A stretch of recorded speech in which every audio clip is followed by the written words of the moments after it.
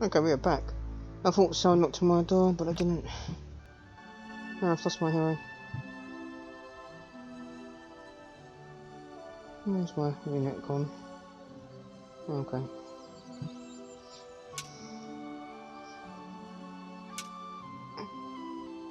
So there was an achievement to stay without hitting a light, but we did anyways.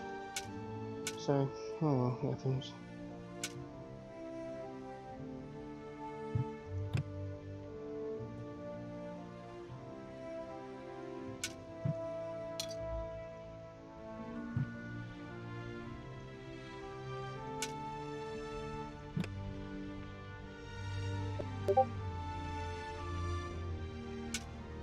Why is the control for this particular skill such a bitch to do?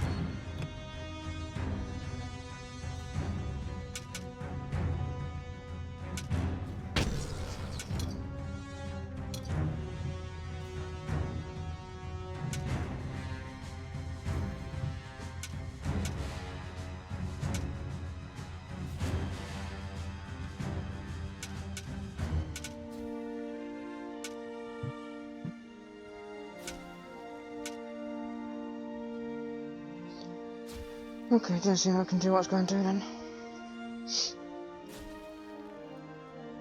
So you tell me that you can't actually take someone if they're actually in light.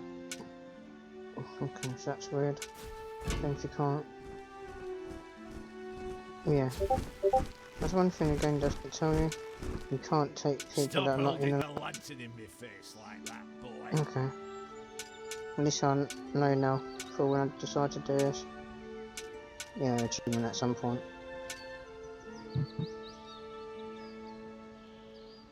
Oh, yeah, but it's really weird because it says you can be assessed a hero if they're not in the light, so you think it's just your hero, but not. It's actually referring to... In the distance, one could hear the unbearably good bells of a church. They must be marking the opening of the orphanage in the fatiguing library. Heroes, with lanterns, began to stream in that direction. The crossing on a red signal evil shadow swore, or would have if it had a mouth, and tried to avoid the lanterns as much as possible.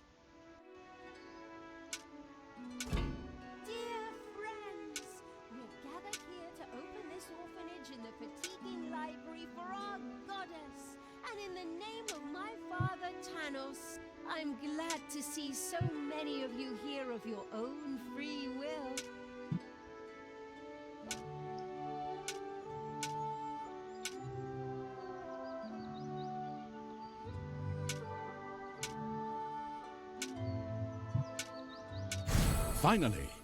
Finally, the time had come, and the shadow of the... My dear father would be very proud were he with us today. He would be overjoyed to see us give the young and the needy a place to live and thrive.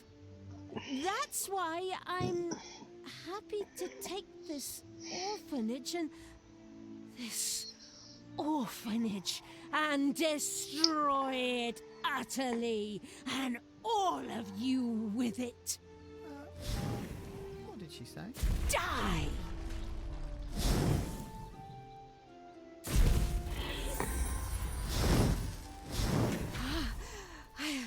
I feel the power within me.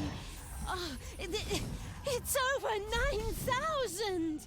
Dragon Ball joke. Powers surfaced Yeah. in Talia, the black magic of the Dark Elves. She immediately began to unleash these powers of chaos upon the world. I'll tear you to pieces.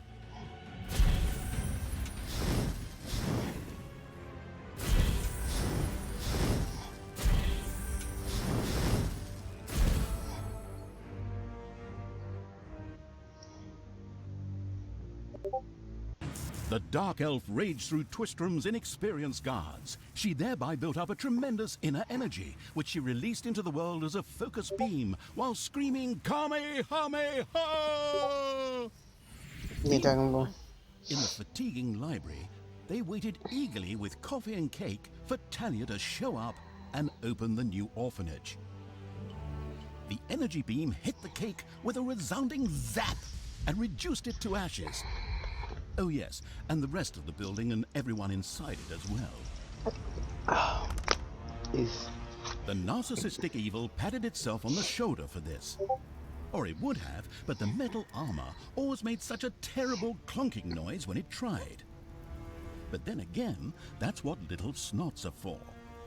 Obviously, the Dispatch Shadow had found a perfect vessel in the Dark Elf. Talia had already earned the title of Employee of the Month, with the utter destruction of the fatiguing library, as well as half of Twistrom. The destruction of an orphanage and the bombardment of innocent citizens with magic missiles immediately made her the minion-wasting evil's new favorite henchperson. Her evil deeds complete, Talia withdrew into the vaults beneath the ruins of the fatiguing library. There, between the slaughterhouse and Mad Archbishop Lazarus's apartments, she prepared to create something powerful in the name of the absolutely ultimately evil. A dungeon heart, the cornerstone of any dungeon's power. Far away, Paladin of Light and Talia's former mentor, Tanos, was on his way to the Empire's capital of Stormbreeze. Naive and trusting as he was whistling cheerfully to himself, with no inkling of his foster daughter's dark deeds. Though he was aware that as a Dark Elf, she always had a core of evil in her. He had hoped to defeat it through religious indoctrination with ancient mad writings. Well, old bean, you thought wrong.